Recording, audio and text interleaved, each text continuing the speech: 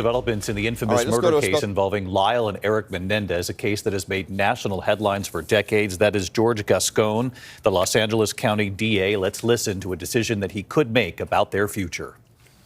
Okay, good afternoon, everyone. And before I begin speaking, I want to also introduce some other people that are here with me, and I hope I'm pronouncing the names right because I've seen handwritten part of it.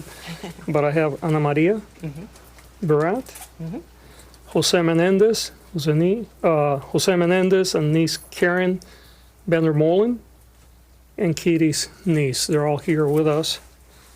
Also with us here is Brock Lunsford. He's the Assistant Head Deputy for the Post-Litigation Conviction Unit, and Nancy Cervier, who is the Deputy District Attorney in charge of the Resentencing Unit.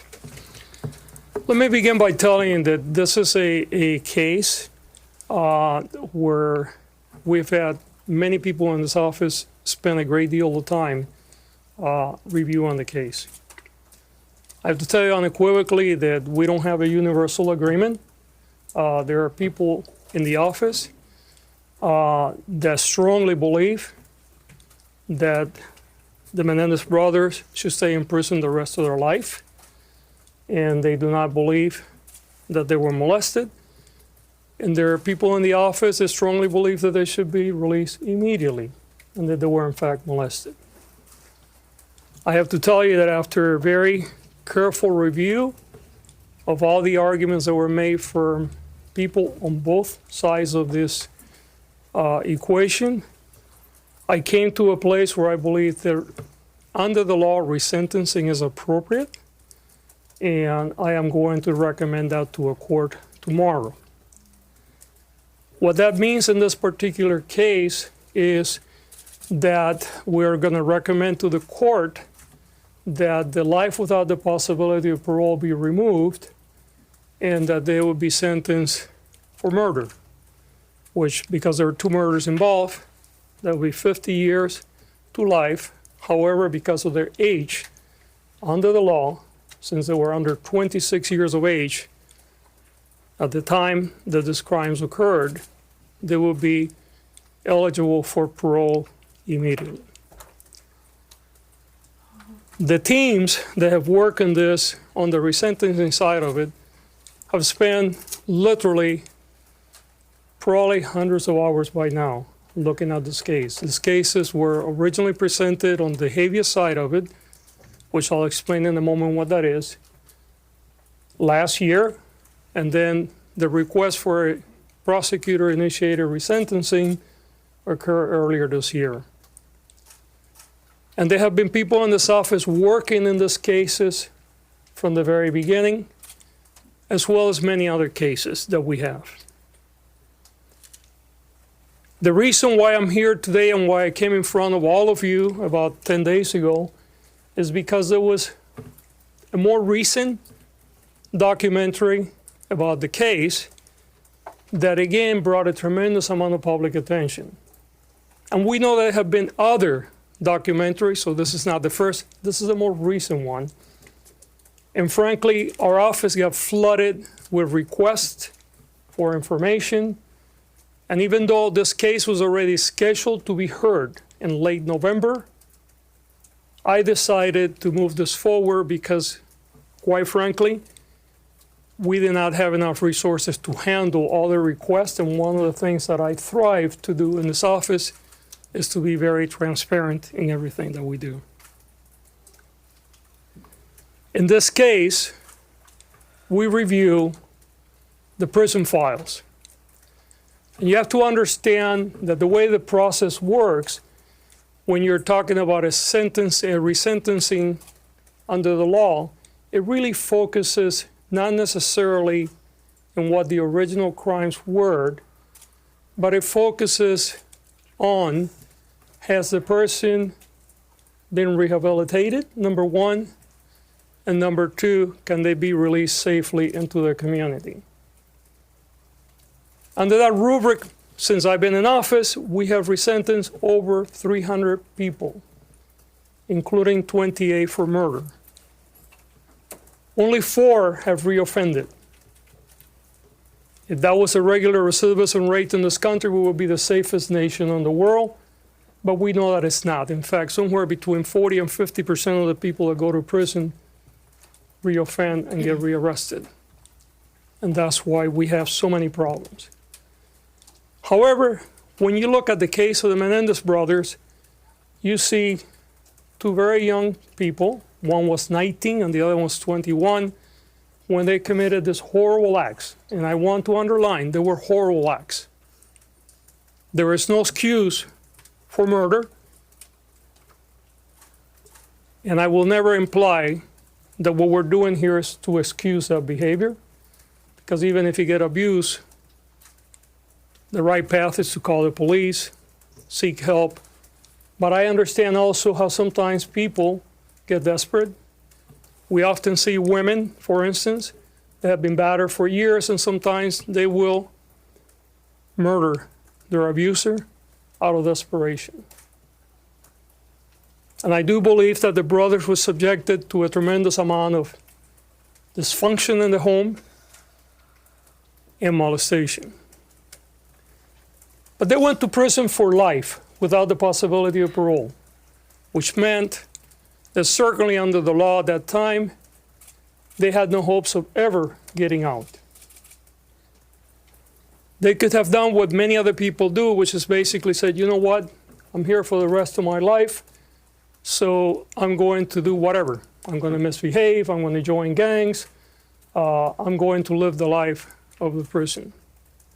But they never did that.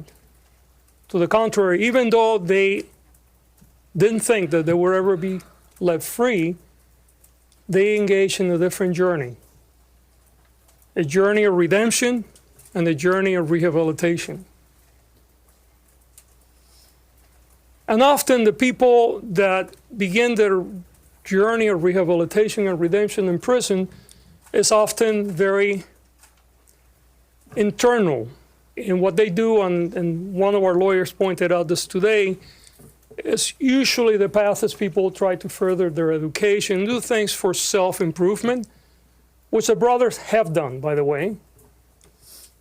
But it's more unique or less usual, I guess, when people not only do that, but they also begin to engage in ways to make life for others better. And in this case, the brothers have been doing so for a very long time, creating groups to deal with how to address untreated trauma, creating groups to deal with other inmates that have physical disabilities and may be treated differently. Even in one case, Lyle negotiating for other inmates as to the conditions that they live under during prison. And all this was done by two young people, now they're not as young, that had no hopes of ever getting out of prison. They have been in prison for nearly 35 years. I believe that they have paid their debt to society, and the system provides a vehicle for their case to be reviewed by a parole board, and if the parole concurs with my assessment, and it will be their decision, they will be released accordingly. I must underline, however, this case will be filed in court tomorrow. The final decision will be made by the judge. Court has to agree with my conclusion that they deserve to be resentenced. It is very possible that there may be members of this office that will be present in court opposing the resentencing. And they have a right to do so. And we encourage those that disagree with us that will be present in court opposing the resentencing. And they have a right to do so. And we encourage those that disagree with us to speak, and the court is the appropriate place to do it. We certainly feel we're very sure not only that the brothers have rehabilitated and that they will be safe to be reintegrated in our society, but that they have paid their dues, not only for the crimes that they committed, but because of all the other things they have done to improve the life of so many others. So, again, we will be filing for resentencing tomorrow. We're seeking that they would be sentenced to life with the possibility of parole, as opposed to life without the possibility of parole, which is they currently have. That means that they would have 50 years to life because there were 2 murders. But because of the age upon which they were convicted, under 26, under current law, that means they're eligible for youthful parole. I think there is also important to have some introspection today, because I think that often, for cultural reasons, we don't believe victims of sexual assault, whether they're women or whether they're men. We saw in our first trial, which, by the way, they were tried twice. The first trial, hung. I mean, the jury could not come to a conclusion, and in fact, about half of the jury wanted to convict them of manslaughter, which, if that were have been the case, they would have been off prison a long time ago. And then there was a second trial, and then they were convicted of murder with special circumstances, which led to the life without the possibility of parole. But it's salient to understand that our own implicit and sometimes explicit bias around sexual abuse and sexual assaults often leads us to severe injustices in our community. And I want to speak to those that are victims of sexual assault now, whether you're a man or a woman. Know that we're here for you. If you're a victim of sexual assault in this community, and by that we're talking about LA County, not just LA City, you can come for help. Whether you're prepared to prosecute or not, we will be here for you. We have services for you. And if you're prepared to move forward with the prosecution, we will evaluate it as we do any other case. And if we believe that the evidence is there to present a credible case in front of a jury that can be proven beyond a reasonable doubt, we would proceed accordingly. You do not have to suffer alone. You don't have to keep it to yourself.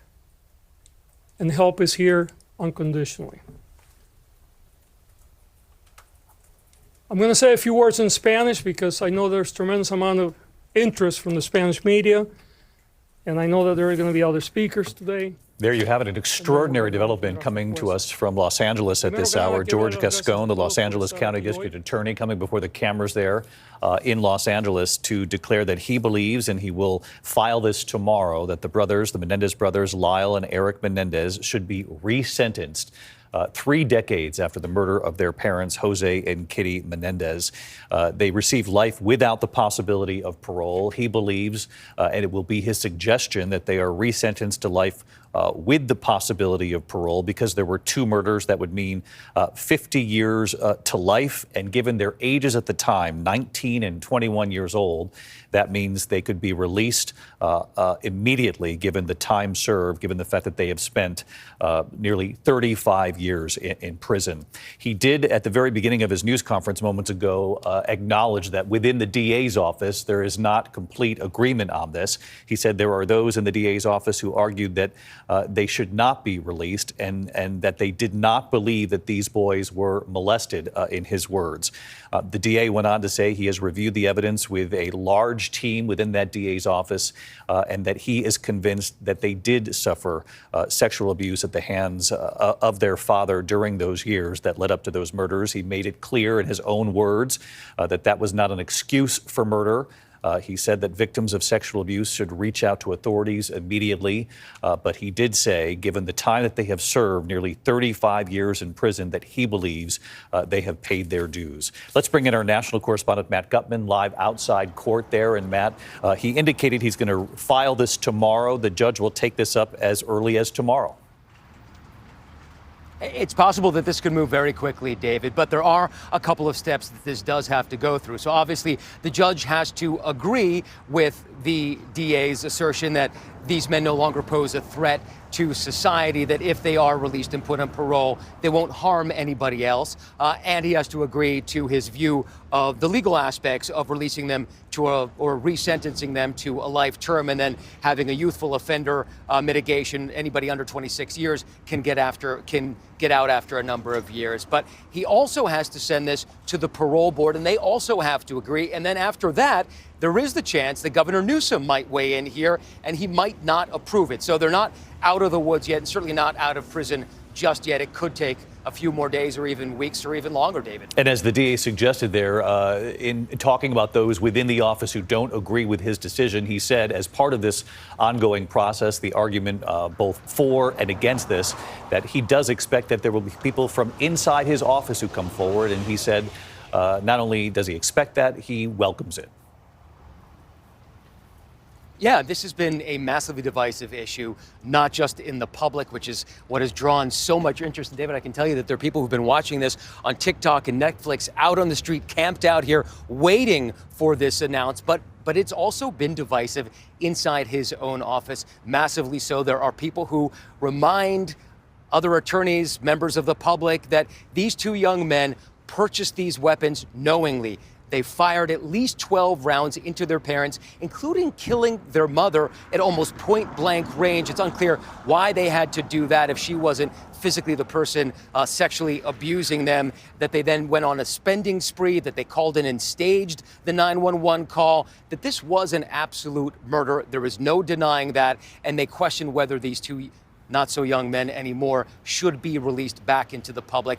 The question of whether they remain a threat to the public, I think is less of an important one at this point. It seems that from what Gascón and their defense attorney says, they have been model prisoners in the 35 years that they've been in the system, David. Matt Gutman, our thanks to you outside the courthouse there in Los Angeles. And as Matt points out, there are many who do believe that this obviously was a horrendous murder, that they should not be released. On the flip side, you heard the DA say that this was in fact murder, and that they should be resentenced based on the fact that there should be life with the possibility of parole. And again, that would be 50 years to life. And given the time that they have served and their age at the time, that they would be eligible for parole. He said that they have paid their due. I do want to bring in our legal contributor, trial attorney Brian Buckmeyer, also with us. And Brian, I was struck by what the DA said at the end, in sort of an appeal to anyone who might be watching who is the victim of sexual abuse. He said, you don't have to prosecute, but do come forward. There is help for you. And he said, I do believe, and this was to the greater audience at large here, that we need to be introspective in this moment and recognize that within our culture, particularly 3 decades ago, there weren't always people who were welcoming the idea or entertaining the idea that you could suffer like this at the hands of your own parents, whether you were a young girl or a young boy.